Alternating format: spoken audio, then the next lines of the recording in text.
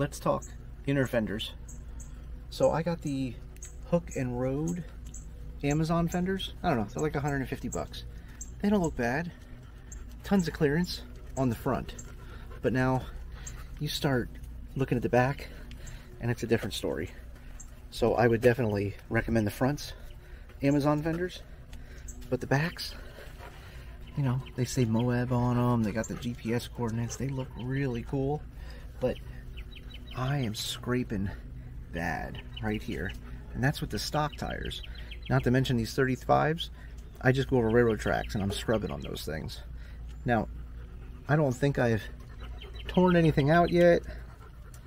But yeah, that's got to go. So I found on Extreme Terrain 4x4 somebody returned some Road Armor inner fender liners, and I just so happen to have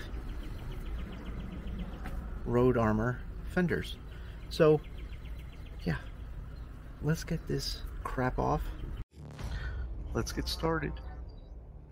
Got the rear end up in the air, started ripping this thing apart, and wouldn't you know it, there's one stripped bolt. Dang it. Nothing's ever easy. Time to get the grinder out.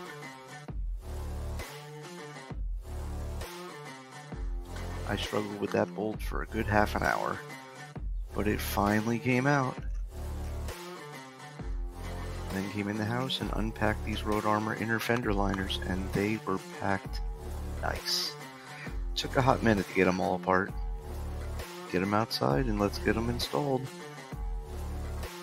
Now sometimes when you order stuff as like an open box, which typically that's the only way I order things through Extreme Terrain, because these dang fenders are expensive. They're like $600 or $700 for a set. That's just the front. That's not including the rear. So when these things came on Extreme Terrain as an open box, that somebody returned them, and it even said it came with all the hardware, yeah, no brainer. It was like half price. And the fitment, much better. You know, you get what you pay for. Unfortunately, I am not willing to pay $700 for inner fender liners, but for those of you that are, these things are tight. They go together super easy. The finish on them so far is good. Now, when I bought my Road Armor fenders, I actually purchased those used from somebody. They had some rusting issues, so I sanded them all down and took the powder coating off of them and just sprayed them black, because let's be honest, I'm just going to mess these things up anyway. So being able to touch them up whenever I get a rock chip or something is super helpful. But the fitment, when you buy the two things made to go together, golden. And I'll be looking, somebody gonna order those front ones and return them, and I'll snatch up the front ones too. Now the driver's side went together without a hitch. Everything came apart super easy, and everything went right back together the way it should. And I had a little practice doing the passenger side first, but I am a big fan of these things. I just wish they weren't so dang much. They do look good. Road Armor did a fantastic job. The extra clearance you get, the way they wrap around your shock, just stellar. Good job, Road Armor. These things are nice.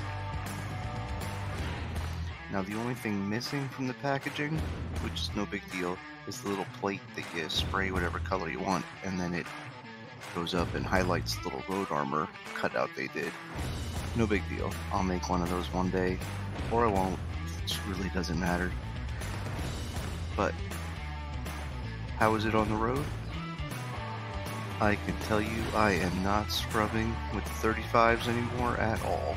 I bet you I could load this thing up with a couple 100 pounds and it still wouldn't scrub. So, did everything it was supposed to. Alright everybody, thanks for watching. Go anywhere, do anything.